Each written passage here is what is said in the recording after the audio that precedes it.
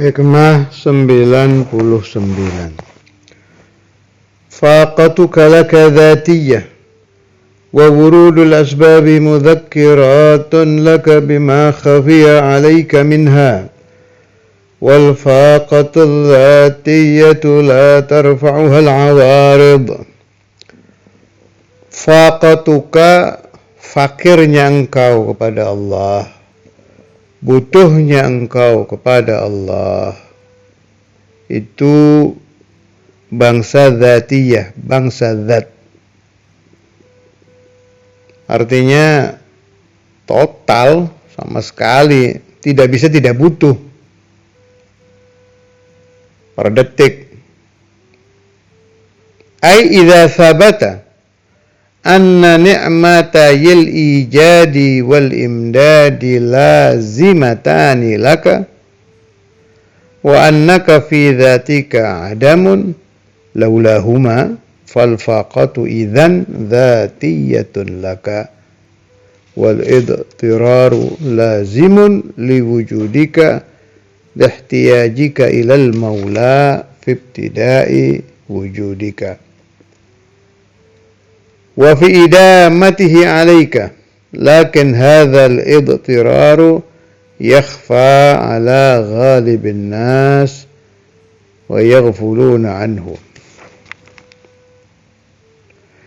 Yakni idza sabata, apabila telah sabit, telah tetap bahwa dua nikmat ijad dan imdad ini lazimatani, kedua-duanya tetap laka bagi kamu.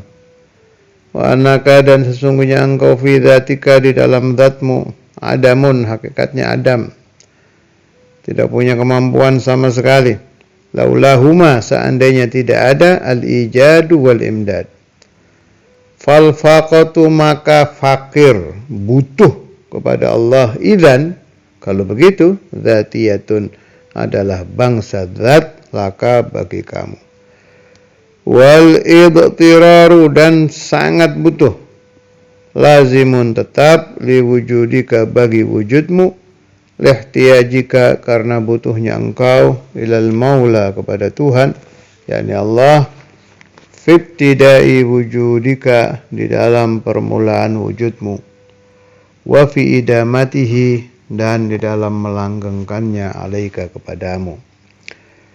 Lakin akan tetapi hadzal idtiraru, idtirar itu rasa sangat butuh, yakhfa, samar, ala ghalibin nas, atas kebanyakan orang, wa yaghfuluna, dan mereka lalai, anhu, darinya, idza damat alaihim sihhatu abdanihim. Masyaallah, apabila terus menerus bagi mereka badannya sehat. Memang iya, orang kalau sehat biasanya lupa kalau dia ada tetesan madad dari Allah Ta'ala per detik yang membuat dia sehat. Begitu juga orang yang sedang banyak rezeki, wa kathrati amwalihim, yang banyak hartanya. Orang kalau banyak rezeki lupa bahwa per detik tetesan rezeki yang rutin buat dia itu dari Allah Subhanahu wa Ta'ala. Biasanya munculnya itu ingatan kalau sakit bagi yang sehat. Begitu sakit, baru sadar itu. Makanya sakit itu tidak enak, tapi boleh dibilang sakit itu mirip-mirip utusan Tuhan untuk mengingatkan orang. Mirip-mirip syekh, mirip guru, mirip da'i, mirip nasih, pemberi nasihat. Dan kalau kita sedang lalai, kita dengar nasihat atau kita baca hadis, baca kalam ulama salihin, kan tersadar. Nah, kalau sakit ini mirip itu, seperti penasehat tapi bentuknya aja yang beda. Orang langsung ingat, ya Allah. Apalagi kalau sakitnya berat, ya, nasallallahu salama wal afiyah. Apalagi kalau sakitnya yang sudah dipercaya oleh masyarakat sebentar lagi mati. Itu orang ahli masih langsung khair, langsung jadi baik itu. Datang ke dokter, dibilang, ini hasil cek bapak ini umurnya tinggal 1 bulan. wish, kontan jadi ahli ibadah itu. Ingatannya mati terus. Gak pernah ingat kuburan, jadi ingat kuburan terus. Gak pernah ingat Rasulullah, wali-wali, jadi teriak-teriak manggil Nabi, manggil wali. Bisa jadi yang asalnya gak percaya tawassul jadi ahli tawassul gara-gara Rasul yang berbentuk marad, gara-gara syekh mursyid yang berbentuk sakit ini. Hebat sakit itu. Kalau saya merenung tentang al-amrad, wallah, ada a'zam nasih lil ghafil. Orang mutakabbir yang dinasehati ahlu tarbiyah, yang kelasnya profesor lah, profesor ilmu tarbiyah, nggak sembuh, kena penyakit yang mematikan, sembuh hilang sombongnya itu. Gara-gara ketakutan, umur kamu tinggal 7 hari, hilang kibirnya itu. Allah nasallallahu salamah wal afiyah. Karena itu kita mohon kepada Allah Ta'ala, ya Allah, hilangkan penyakit hati saya, tapi jangan lewat sakit. Sadarkan saya tanpa peringatan-peringatan yang keras. Sebab itu saya pernah baca di kalam ba'du masyaikhina ahlu tariqah al-alawiyah, lupa saya, Alwi bin Syihab apa sahabat. Ahadul habaib yang biasa saya mutola'ah itu, ada pembahasan begitu memang. Kalau Allah Ta'ala menghendaki si fulan ini menjadi rajul saleh, kemudian dengar nasihat dari para ulama-ulama, wali-wali, enggak sadar-sadar, baca kitab enggak sadar-sadar, ana arwi bil ma'na la bil lafaz, kemudian baca ayat-ayat Quran tidak sadar-sadar, itu biasanya Allah Ta'ala mengirimkan ke dia satu di antara dua hal atau dua-duanya, tergantung beratnya penyakit hatinya. Bisa jadi Tuhan kirim utusan yang berbentuk penyakit, atau waliyadzubillah Tuhan kirim utusan yang berbentuk musibah. Ini nantinya si amrad dan masaib ini, satu, membersihkan dosa-dosanya di masa lalu, dua, menjadi mursyid, mendatangkan irsyad, pendidikan buat dia, sehingga penyakit hatinya yang berbentuk kibir atau penyakit apapun hilang secara otomatis dan cepat. Wah, saya sering lihat itu. Mulai penyakit marah-marah, penyakit keras hati. Walau kunta faddan ghalidhal qalb, al-hadd, ghiladzul qulub, al-kibir, al-ujub, ar-riya, malah penyakit yang paling top, hubbud dunya. Hubbud dunya ra'su kulli khati'ah. Hilang itu. Karena penyakit yang mematikan, habis. Enggak usah penyakit yang mematikan, kena stroke atau penyakit lumpuh atau apalagi penyakit yang waliyadzubillah kanker. Allah nasallallahu salamah. Serem bahas begini ya. Kita bahas begini nih, saya baca kitab, Anda mendengar pakai telinga, itu Allah kan yasma kan. Allah Ta'ala yasma'una fi kulli waqtin wahin. Wa na'udzubillah, jangan sampai saya dan Anda diberi utusan-utusan yang bentuknya penyakit atau musibah. Nasallallahu salamah. Kita ingin sadar dengan membaca kalamul imamain, hati kita sofi dengan membaca ayat-ayat Al-Quran, nurani kita bersih dengan membaca kalamul habaib. Jangan pakai yang gak enak lah. Fid dunya hasanah wa fil akhirati hasanah insyaallah. Kalau ingin begitu, memang katanya kalau kita tidak ingin disadarkan dengan al-amrad wal masaib, ya cepat-cepat jadi orang baik, cepat-cepat jadi orang saleh. In kunta mutakabbiran, hilangkan kibir Anda. Kalau penyakit Anda kikir, hilangkan kikir Anda. Bakhil itu kena penyakit mematikan, berubah jadi khair. Bisa wasiat dia, ini tolong nanti sodakohkan, apalagi dengar hadis dawu marbakum bisadaqah, al-bakhil yukhrij fulusuh, karena dia ingin sembuh dari penyakitnya. Allah, itu sudah jurus pamungkas pendidikan itu, al-amrad wal masaib. Tapi ya jangan sampai kita sadarnya dari sana ya. Ya Allah. Allah yashfina wa iyyakum min jami' amradil qulub wa yahfazuna wa iyyakum minal masa'ib wal amrad fi lutfin wa afiyah bila mihnah dunyan wa ukhra 'ala ad-dawam ya rabbal alamin bi jahi sayyidina maulana Muhammad.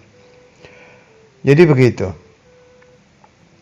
Siapa-siapa yang ingin menjadi orang saleh tanpa banyak penyakit dan tanpa banyak ujian, cepat-cepat perbaiki penyakit hati Anda dengan mengamalkan Al-Quran, wal hadith, wa kalamul masyayikh.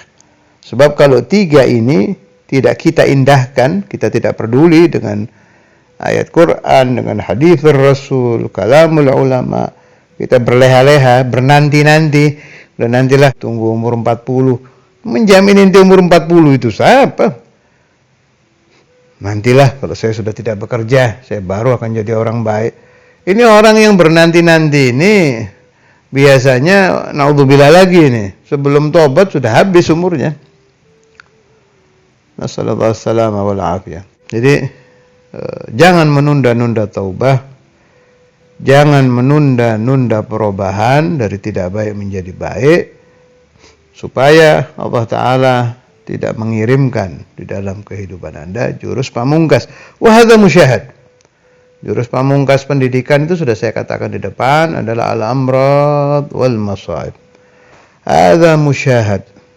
Perhatikan keluarga Anda, perhatikan teman-teman Anda, perhatikan orang-orang di kota A, kota B, perhatikan aja kehidupannya. Sebab setiap orang itu tidak ada yang terputus dari Tuhan. Semua. Mau orang baik, mau orang buruk, mau mukharrab, mau muba'ad, itu semua terhubung dengan Tuhan. Tinggal rezeki masing-masing. Si fulan ini ditaksis oleh Allah Ta'ala akan menjadi ahlul khair, apa ahlul syar. Kalau ditaksis menjadi ahlul khair, Anda lihat hadza fulan qad qara al-kutub, ta'allam kadza wa kadza, tapi tetap aja hatinya enggak baik-baik. Ini perhatikan ya. Nah, nanti di akhir-akhir kejadian apa? Berubah menjadi safi, berubah menjadi salah. Fa'alam bi anna Allah Ta'ala anzala lahu jurus pamungkas. Bapak Allah yurid dia menjadi ahlul khair. Karena itu Allah turunkan itu. Tanpa suudzon ya. Jangan suudzon bahwa fulan diberi penyakit karena Allah mau menjadikan dia orang baik. Belum tentu juga. Sebab saya pernah dapat keterangan dari guru-guru, bila Allah Ta'ala menurunkan kepada fulan amrad atau masaib, itu maknanya beda-beda. Satu, bisa jadi azab. Naudzubillah. Wah, naudzubillah. Kalau sudah azab repot ini. Jadi bukan buat kafarah, bukan buat tarak darajat. Tiga itu, pokoknya tiga itu. Satu azab. Contoh ada orang su'ul adab kepada Nabi Muhammad SAW.